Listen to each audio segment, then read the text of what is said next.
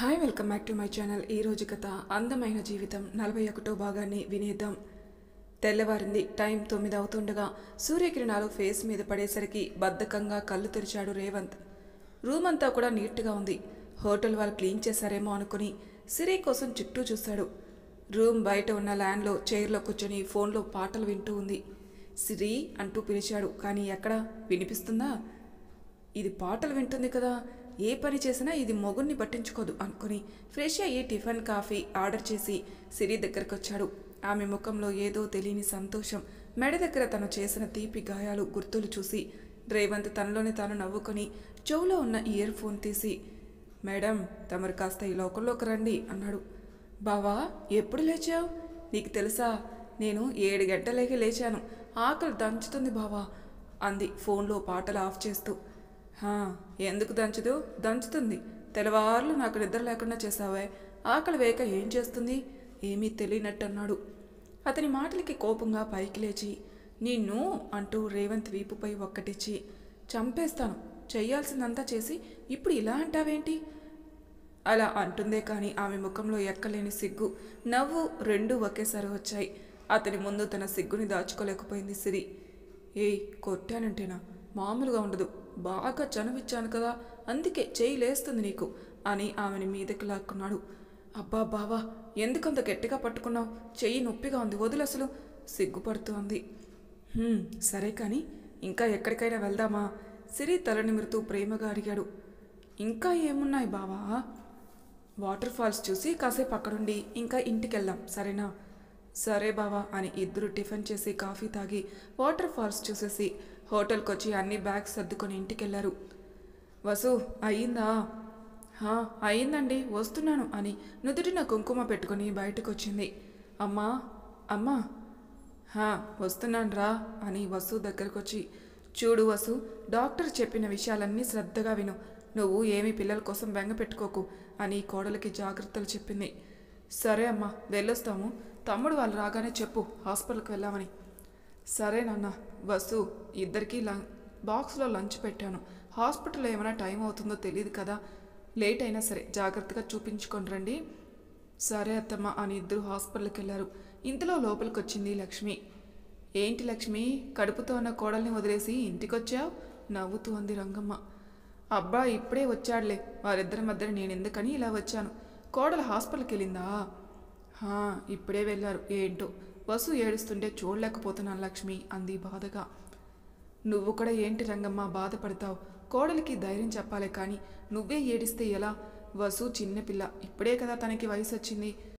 అంటే చిన్న వయసులోనే కదా వసుకి వసంత్కి మ్యారేజ్ అయింది, టైం పడుతుంది, నువ్వేం బాధపడకు.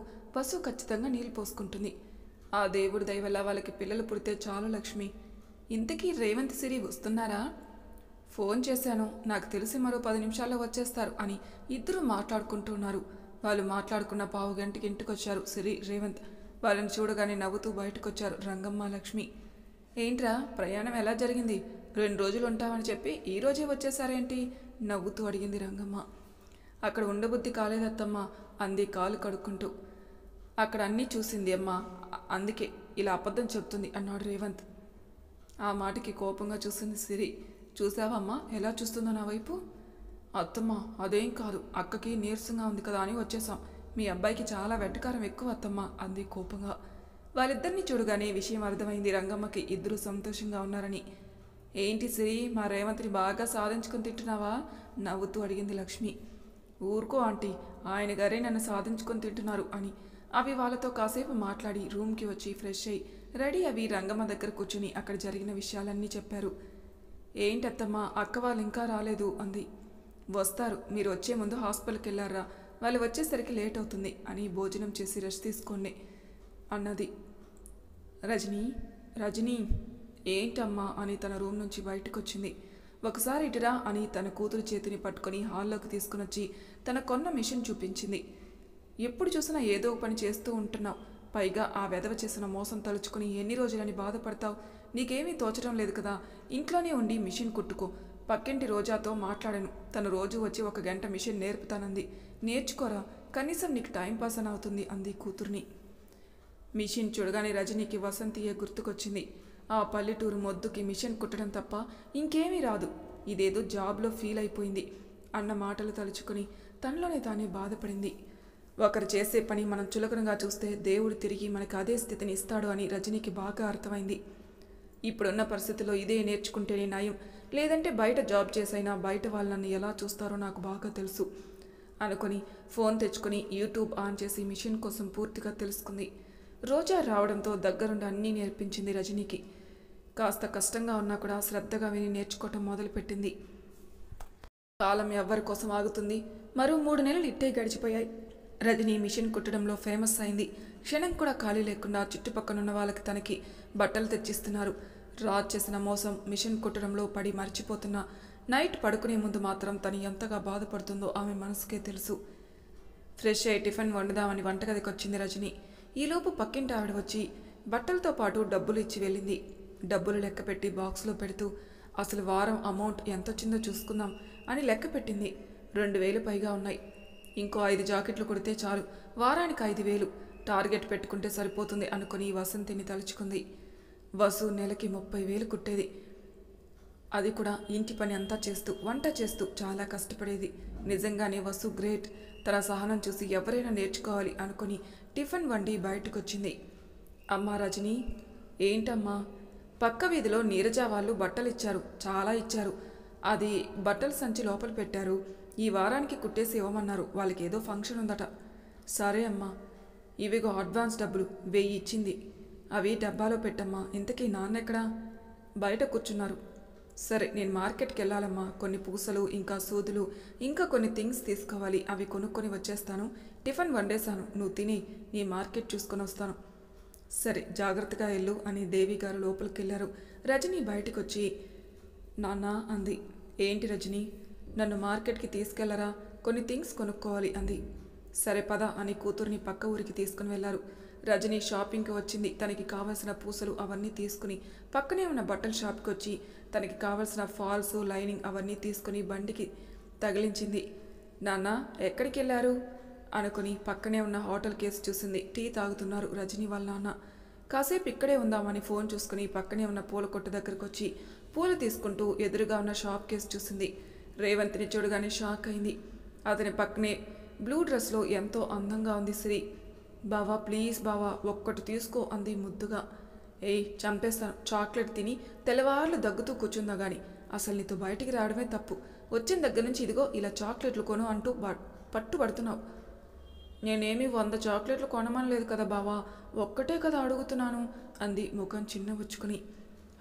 అడిగింది ఒక్కటైనా నువ్వు చిన్నది తీసుకుంటావా? బారెడు చాక్లెట్ తీసుకొని 2 రోజులు తింటావు. కనీసం నా మొగుడు ప్రేమతో కొన్నాడని కొంచెం కూడా పెట్టవు. పెడతాను, నాకు తెలియకుండా నువ్వు తింటావు కదా అని కోపంగా అంది. తల్లి, చాక్లెట్టే కదా కొంటానులే అని సిరికి ఇష్టమైన 2 డైరీ మిల్క్ చాక్లెట్ పెద్దవి తీసుకుని ఆమెకి ఇచ్చాడు.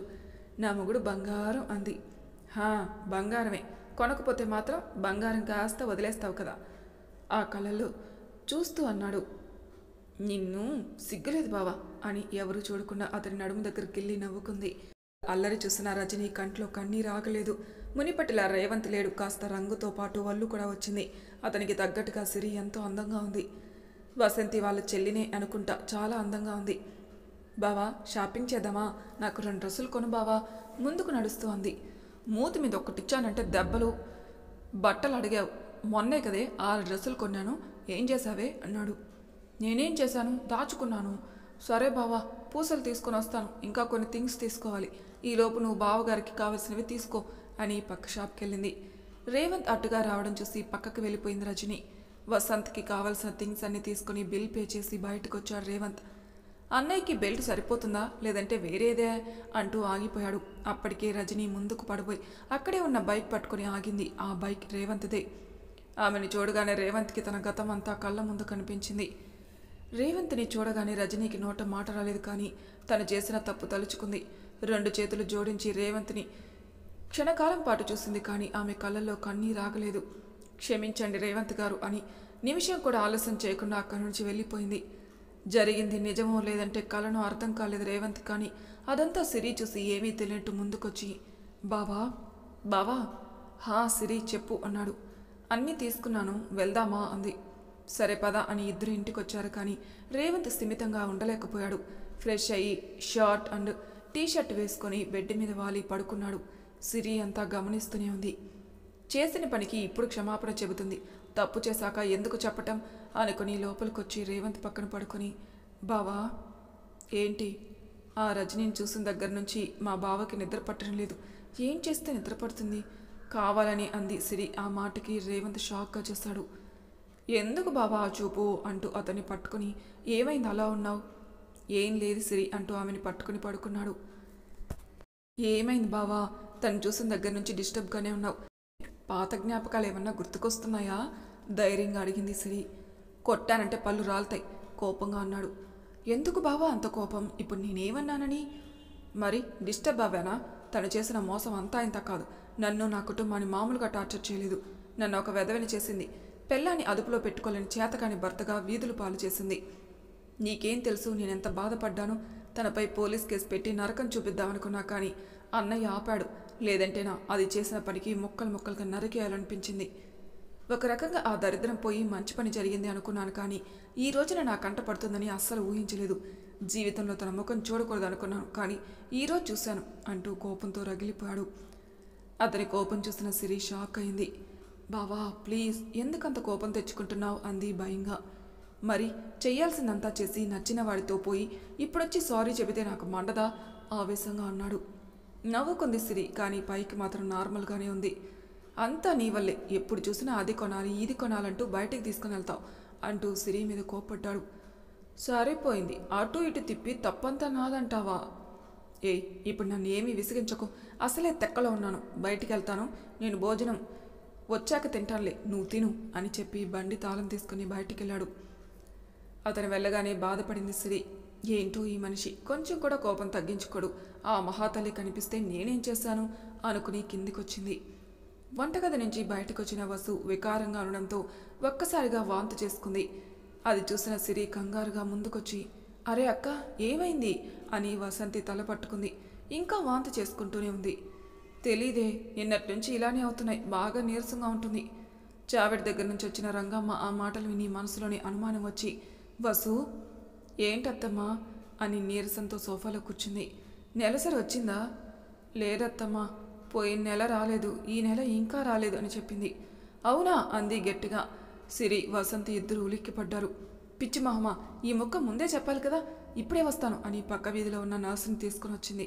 వసంతిని చెక్ చేసి నవ్వుతూ టెస్ట్ కూడా చేసింది. పాజిటివ్ రావడంతో, రంగమ్మ మీ ఇంటికి మరో రంగమ్మ కానీ జూనియర్ వసంత్ కానీ రాబోతున్నారు.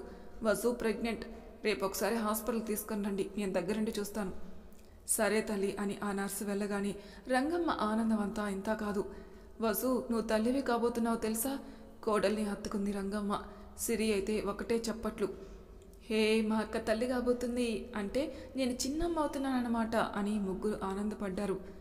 వసు ఇకపై నువ్వు ఏ పని చేయకు, నేనే సిరి ఉన్నాం కదా, అన్నీ మేమే చూసుకుంటాం. నువ్వు చేయాల్సిందంతా ఫుల్ రెస్ట్ తీసుకోవటమే. ఈ విషయం మా పెద్దోడికి చెబితే వాడి ఆనందం అంతా ఇంత కాదు. పిల్లల కోసం వాడు ఎంత బాధపడ్డాడో. ఇప్పుడు వాడి తండ్రి కాబోతున్నాడని తెలిస్తే, అత్తమ్మ పెద్ద బావకి ఫోన్ చేసి చెబుదామా అంది సిరి. వద్దు సిరి, మీ బావకి రాగానే సర్ప్రైజ్ ఇస్తాను. ఆయన కళ్ళల్లో ఆనందం నేను చూడాలి అంది కంటతడితో. అయితే ఒక పని చెయ్యక్క, బావ పొలానికి వెళ్ళారు కదా, భోజనానికి ఇంటికి వస్తానని చెప్పారు కదా, నువ్వే క్యారేజ్ పట్టుకొని పొలానికి వెళ్ళు. ఈ విషయం నువ్వు బావకి చెప్పి సర్ప్రైజ్ ఇవ్వు. ఎలానో పొలం దగ్గరే కదా నీకు తోడుగా నేను వస్తానక్క అంది. ఆ మాటకి వసు రంగమ్మ వైపు చూసింది. వెళ్ళు వసు, కానీ జాగ్రత్తగా వెళ్ళు. అప్పుడే బయట వాళ్ళతో ఈ విషయం చెప్పకు. 1 నెల అయ్యాక చెబుదు, సరేనా? సరే అత్తమ్మ. అమ్మా సిరి, అక్కని జాగ్రత్తగా తీసుకెళ్ళు.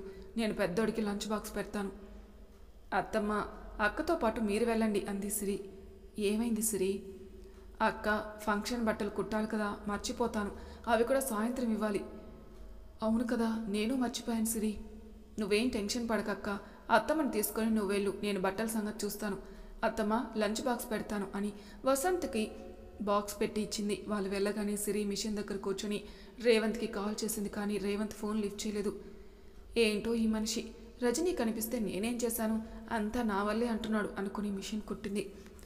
వసు ఏంటత్తమ్మా ముందుకు నడుస్తూ, నేను చెట్టు దగ్గర కూర్చుంటాను, నువ్వు వెళ్ళు, ఇంక నేను నడవలేను అంది ఆయాసపడుతూ. అత్తమ్మ మంచినీళ్ళు తాగుతారా అంది. ఇప్పుడు నాకేం వద్దు, ఇక్కడ చల్లగా ఉంది, నువ్వు వాడికి భోజనం పెట్టేసిరా అని చెట్టు కింద కూర్చుంది. వసు ముందుకెళ్ళింది. వసంత్ భోజనం టైం అయిందని బోరు దగ్గర మోటార్ ఆన్ చేసి కాళ్ళు చేతులు కడుక్కొని టవల్తో ముఖం తుడుచుకుంటూ వసుని చూసి షాక్ అయ్యాడు. ఏయ్, నువ్వొచ్చావేంటే? నేను ఇంటికి వస్తానన్నాను కదా అంటూ ఆమె దగ్గరికి వచ్చాడు. మళ్ళీ భోజనం కోసం ఏమొస్తారని నేనే తెచ్చానులే, రండి భోజనం వడ్డిస్తాను. చాలా రోజులకి నా మీద ప్రేమ వచ్చినట్టుందే, క్యారేజ్ పట్టుకుని వచ్చావు అని అక్కడే ఉన్న చెట్టు కింద కూర్చున్నాడు. వసు అతని ఎదురుగా కూర్చుని తెచ్చిన లంచ్ బాక్స్ ఓపెన్ చేసి వడ్డించింది. నువ్వు భోజనం చేశావా అన్నాడు. ఇంకా లేదండి, మీరు తిన్నాక అప్పుడు మేము తింటాం అంది. మేమేంటి, ఇంట్లో అందరూ భోజనం చేయలేదా? ఎందుకు చేయలేదు? చేశారు, కానీ లోపలున్న మన బిడ్డ నేను ఇంకా చేయలేదు అని వసు అనగానే వసంత్ షాక్గా చూశాడు. వసుకి ఏడుపు ఆగడం లేదు. ఒక్కసారిగా వసంత్ని హత్తుకుంది. ఇంచుమించు వసంత్ పరిస్థితి కూడా అంతే. నిజమండి మనం అంటూ ఆగిపోయి వసంత్ చేతిని తన కడుపు మీద పెట్టుకుని పొద్దున నర్స్ వచ్చి టెస్ట్ చేసి వెళ్ళిందండి. పాజిటివ్ వచ్చింది. రేపు హాస్పిటల్కి వస్తే తనే దగ్గరుండి చూస్తానంది. మన బిడ్డ నా కడుపులో ఉందండి, చూడండి అంటూ నవ్వుతూ వసంత్ కేసు చూసింది. అతని కంట్లో చిరుతడి. ప్రేమగా వసు నుదుటిన ముద్దు పెట్టాడు. ఆ ముద్దులోనే దాగి ఉన్న ప్రేమ వసు మనసుని తాకింది. జాగ్రత్తగా ఉండు వసు, ఇకపై ఏ పని చేయకు అని చాలాసేపు వసుని హత్తుకొని భోజనం ప్లేట్ తీసుకుని ముందుగా ఆమెకి ముద్ద పెట్టాడు. మీరు తినండి, అత్తమ్మ కూడా వచ్చింది, అక్కడ మామిడి చెట్టు కింద ఉంది, అక్కడ కూర్చుంది, రమ్మంటే రాలేదు. అమ్మ ఎందుకు రాలేదో నాకు తెలుసు వసు అని ఇద్దరు ఒకరికొకరు భోజనం తినిపించుకున్నారు. సరే వసు, జాగ్రత్తగా వెళ్ళు, ఇంకా పని అవ్వలేదా అంది. అయిపోతుంది, ఇంకొక గంటే పని ఉంది వసు, అవ్వగానే వచ్చేస్తాను సరేనా? సరే అండి అని రంగమ్మతో కలిసి ఇంటికి వెళ్ళింది. వసు వెళ్ళగానే వసంత్ తనలో తానే తెగ ఆనందపడ్డాడు. సాయంత్రం అవడంతో చావిడి దగ్గరికి వెళ్ళింది రంగమ్మ. వసుని కిచెన్ రూమ్కి రానివ్వకుండా సిరిని వంట అంతా చేసి పనంతా చక్కబెట్టింది. బయట వాకిలి తుడుద్దామని బయటకు వచ్చిన సిరి గేటు వైపు చూసింది, రేవంత్ వస్తున్నాడా లేదా అని. కానీ ఎవరూ లేరు. వాకిలి తుడిచి గచ్చంతా కడిగి ముగ్గు పెట్టింది. అక్క, ఏంటి సిరి, పనంతా అయిపోయింది, నేను స్నానం చేసి వచ్చి అప్పుడు మిషన్ కుడతాను. అన్ని పనులు నువ్వే చేస్తే ఎలాని, నన్ను చెయ్యని అంది వసు. అదేం కుదరదు, నువ్వు రెస్ట్ తీసుకోవాల్సిందే. రేవంత్ ఎక్కడికి వెళ్ళాడు, అసలు కనిపించడం లేదు. బయటికి వెళ్ళాడక్క, వచ్చేస్తాడులే అని చెప్పి రూమ్కి వచ్చి రేవంత్కి కాల్ చేసింది. లిఫ్ట్ చేయలేదు. కోపం వచ్చింది సిరికి. రాని వచ్చాక చెబుతాను సంగతి అనుకుని ఫ్రెష్ అయ్యి హాల్లో కూర్చుంది. పని ఎక్కువ అవడంతో నడుము నొప్పిగా ఉందని దివానా కట్టుపై అలా నడుము వాల్చింది. ఒక పావు గంట రెస్ట్ తీసుకుని కిందికొచ్చింది. వసంతి దగ్గర కూర్చుని హడావిడి చేస్తున్నాడు రేవంత్. అతని ముఖంలో ఎక్కలేని ఆనందం. వదినా, నువ్వు ఈ విషయంలో చాలా తప్పు చేసావు. ఇంత గుడ్ న్యూస్ ఇంత లేటుగానే చెప్పేదంటే నీకు ఎన్నిసార్లు ఫోన్ చేశాను నేను? సిరి, అత్తమ్మ 100 సార్లు అయినా చేసుంటాం, కానీ నువ్వెక్కడ ఫోన్లు ఇచ్చేసావు? అసలు మధ్యాహ్నం అనగా బయటికెళ్ళి ఇప్పుడొచ్చావు ఏంటి ఇంటికి అంది. అది ఖాళీగా ఉన్నాను కదా, బోర్ కొట్టి ఫ్రెండ్స్తో సినిమాకి వెళ్ళాను వదినా. వంటగదిలో అతని కోసం కాఫీ పెడుతున్న సిరి ఆ మాటలు వింది. ఎంత బిజీగా ఉన్నా ఫోన్ లిఫ్ట్ చేయాలి కదా రేవంత్ అని ఇద్దరు కబుర్లు చెప్పుకున్నారు. సిరి ఇద్దరికి కాఫీ ఇచ్చి బయటికి వెళ్తుంటే, సిరి, ఏంటక్క, రేవంత్కి తినడానికి ఏమన్నా పెట్టు, బయట తినేసి వస్తాడులే అక్క. ఉన్నారు కదా ఫ్రెండ్స్, వారానికి ఒకసారైనా పార్టీ లేకపోతే ఉండలేరు కదా నవ్వుతూ చెప్పి పైకెళ్ళింది. నువ్వు సినిమాకి వెళ్ళింది ఫ్రెండ్స్తోనా? కాఫీ తాగుతూ అడిగింది వసు.